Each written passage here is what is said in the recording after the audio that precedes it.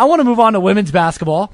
They also took the trip with us over to the Wits. DJ, I know you got some questions about it. Mm-hmm. You know, you watch the game, you tune in. Yeah. I actually got to watch most of the Whitworth game on Saturday. So talk to me. What do you have your questions? I was there. Well, so first off, I'm looking at the stats here, and you're not going to win many games when you don't score above 10 points in 3 out of the 4 quarters.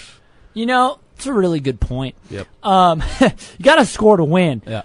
You also have to stop them from scoring to win. Both things the women's basketball team is having trouble with currently. Yeah. Here's the problem. If you really want to know the problem offensively. Okay. Lacey Nicholson. Leading scorer, by the way. Who's our leading Whitman. scorer? She's still too passive. Yeah. I love her to death. I'd say it with her sitting right here. I would agree with She's that. way too passive. I would agree if with she that. catches the ball within 15 feet, the ball needs to go up. It needs to go up or she needs to go to the rack And get from fouled. 3. Okay. Yeah, and from 3 too. I'd like her from 3 between from the wings up, not in the corners. From the wings up, I'd like her to shoot the ball. The easier 3-pointers. The easier 3-pointers, yeah. She's still a post. I mean, she's still a post. Yep. Let's call her a 4. She's a stretch 4. Kristen Sturdivant needs to be assertive on offense.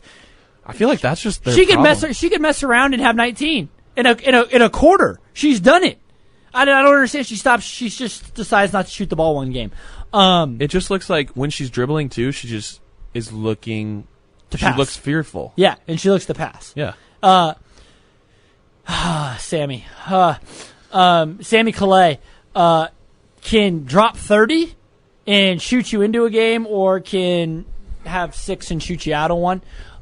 If she's really streaky, man. She hits her first shot, it's over. Yeah. You might as well. She'll hit from Puyallup if she hits her first one. From About 10 minutes down the road. About 10 minutes down the road, she'll hit, and she will not stop hitting. It's rough though, man. And then PLU is missing Megan Abdo at the point guard position. Have really trouble just getting the ball over half court and lots of turnovers. I don't even know. KK has had her moments this year. Yes, I don't know what the turnover number was between the 2 point guards in the Whitman game, but it wasn't. It was up there. It wasn't pretty. So it was KK, and then was it Mackenzie Cooper as well? Mackenzie Cooper, Coop, yeah, sorry. Yeah, so it was Kaylin Voss and Mackenzie Cooper. They just had trouble against Whitman's ball pressure, and they were just all over them. 32 points ain't going to win you any ball games, though. Nope. And you can't give up 80 Yeah. to a Whitman team.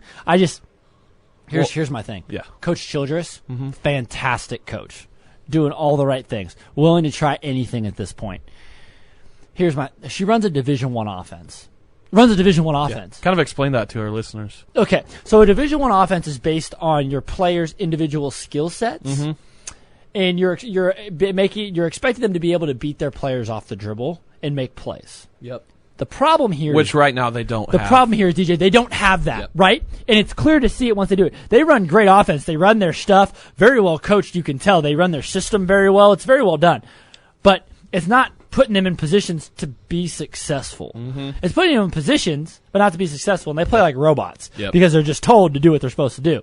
Yeah, And- they don't. It doesn't seem like they're willing to make a lot of basketball plays. No, they're willing to run the plays they're supposed to run. Yep. And it bothers me. And I feel like Coach Childress is a great coach, but she needs to change the offense a little bit. And Just needs kinda to tweak it. Tailor it to your players' strengths. More freedom. And give them a little bit more freedom. Lacey's a smart basketball player. Oh, yeah. Anna Hurd's a smart basketball player. Samantha Calais is a smart basketball player. If you put the ball in her hands and give her some space to work, she can score you some points. But you have to give her that freedom. If you make her just run off ball screens and turn her into a catch and shoot player, it's not going to help you too much. And you have to understand that Kristen Sturdivant is not dangerous off the dribble. So you need to sit her in a corner and run a little drag zone where you dribble down and flip her the ball back and just let her shoot set shots. Because that's what she can do best, and that's where she can hurt you. Yeah. So as far as that goes offensively, that's a problem. Defensively, they need to play zone.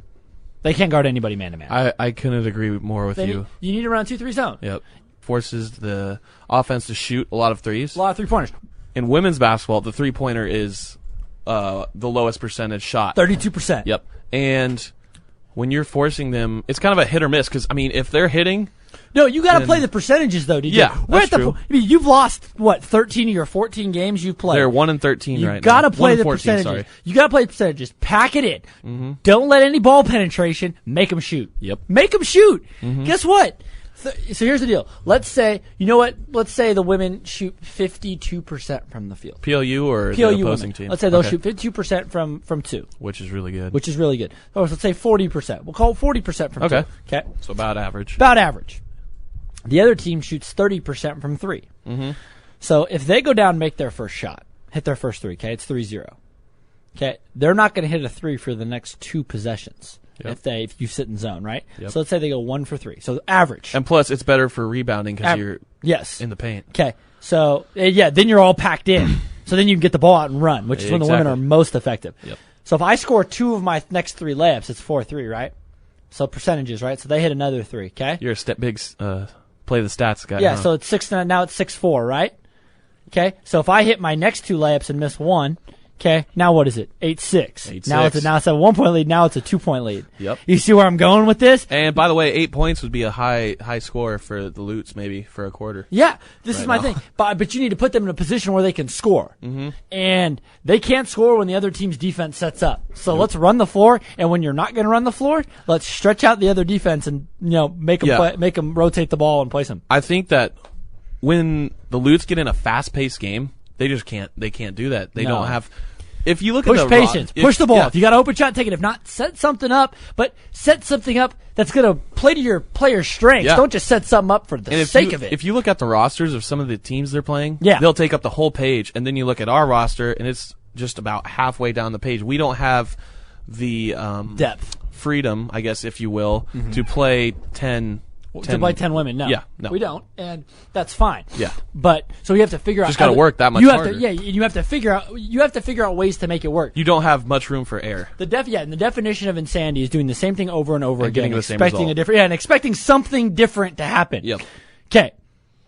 It's been 13 losses. Nothing different's happened. It's time. 14 losses. It's time to 0-6 in conference. Time to change something. Yes. Because guess what? They've lost to teams that they are better than talent-wise. Much better than talent-wise. Yep. Wesleyan, Multnomah. Even in Vegas against, I think it was the first team they played in Vegas. The first team they played in Vegas. If they would have made like half of their layups in that game, they would have won by 18. Oh.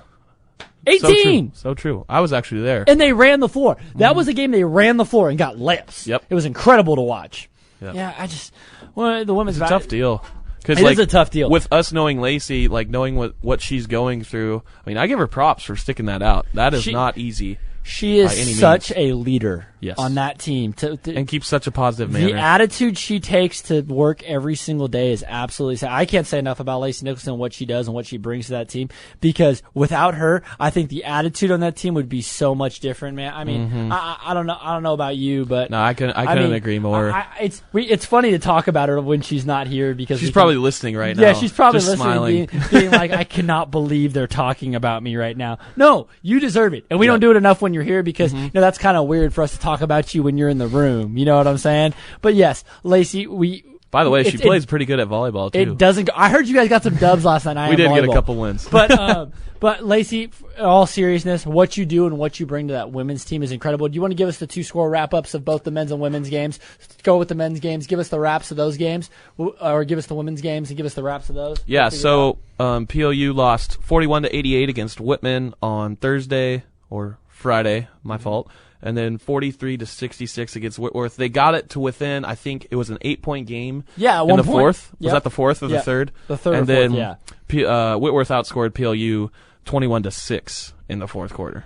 Yeah, that's kind of been a problem too, like closing games out, hasn't it? Has been an issue. Closing games has been an issue, and finishing off opponents. They don't know how to win yet. They're still very young. You have to remember that. Yeah, lots of young. It's the exact opposite of the men's team. We're all old. We're all bunch old. Of oldies. A bunch of old men over here, man. I mean, we're all broken and seasoned old at vets. this point. Seasoned veterans. But yeah, listen, the women's basketball. Let me tell you, Coach Childress. The one thing I have to say is this: coaches are only judged based on wins and losses. You are what your record says you are. But what Coach Childress has done to that program should not go unnoticed, and I would plead with the athletic department to stick with her. It's up until this year where we've had some injuries and we've had some people leave. It was trending the right way. She's bringing good values. She's bringing great coaches. She's instilling good things. Yeah. Good things are happening. Ride it out a little bit. The women's basketball coaching job has been a little bit like the women's softball coaching job in the past, where we just see new faces every couple years. Yeah. Please. She's put her heart and soul into it. She tries so hard. She knows her basketball. Let her ride it out. Yeah. Okay? You're going to see good things. Me and she Drew knows got how you to back win. then. She knows how to win. Yes. She's going to figure it out, we promise. Did she coach prior to this? National championship win. She knows what she's doing. I forget off the top of my head, but she knows what she's doing. Please, let her write it out.